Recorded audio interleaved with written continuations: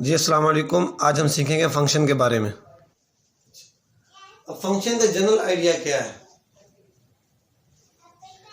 Function का general idea इस तरह है कि दो चीजें लें आप, एक को लें, एक दूसरे पर डिपेंड करती हो। इस तरह से दो चीजें जो डिपेंड करती है उसे हम कहते हैं डिपेंडेंट, जिस पर वो डिपेंड करती है उसे हम कहते हैं इंडिपेंडेंट। मिसाल के तौर पर घर में जो सरबराह होता है वो इंडिपेंडेंट होता है और उसके सारे बीवी बच्चे वो उसके डिपेंडेंट होते हैं, वो सब उस पर इंसार करते हैं। इंडिपेंडेंट एक होता है, बाकी सारे बच्चे उस पर क्या करते हैं? इंडिपेंडेंट होते हैं।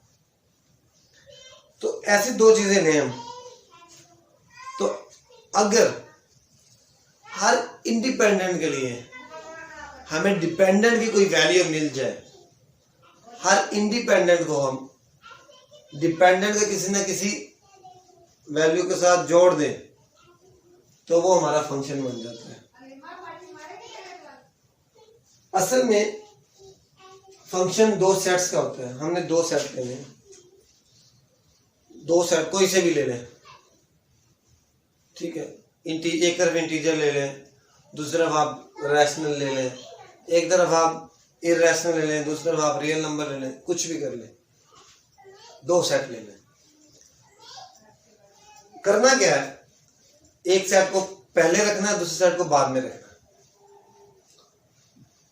इसको आगे पीछे नहीं करना, एक सेट पहले और एक सेट बाद में।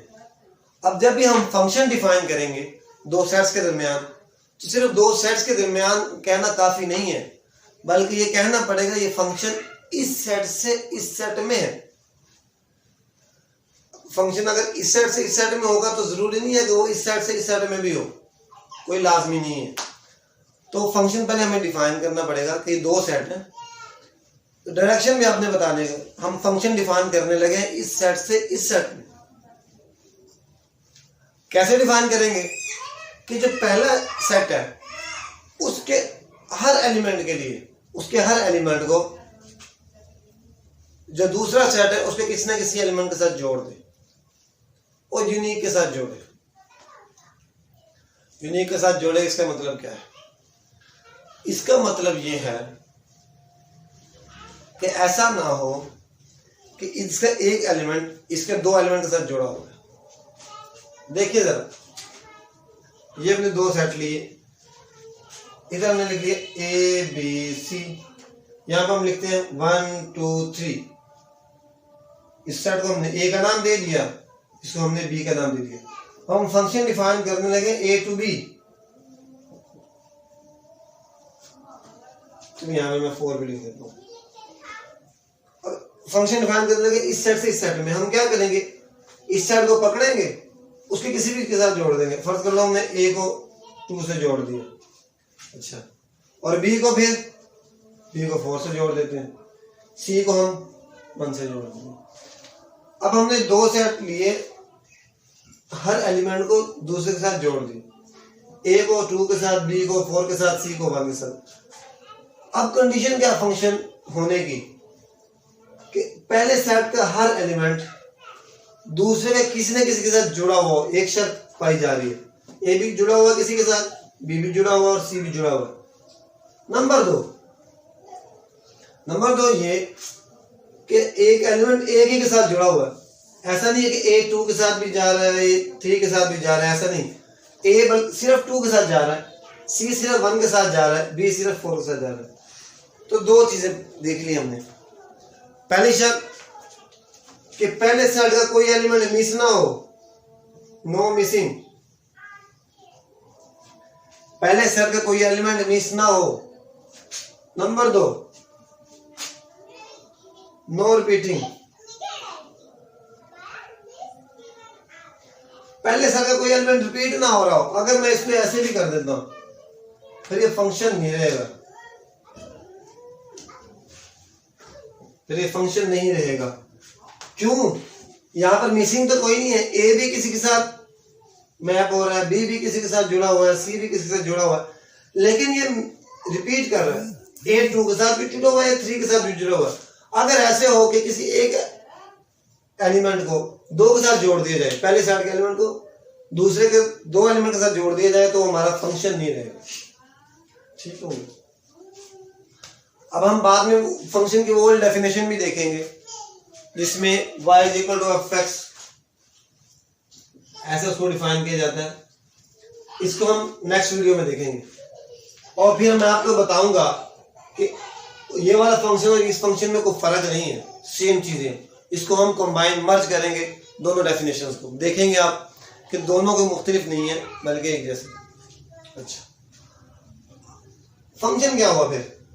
फंक्शन हमेशा 2 सेट्स के दरमियान होता है, पहले ये चीज बताओ।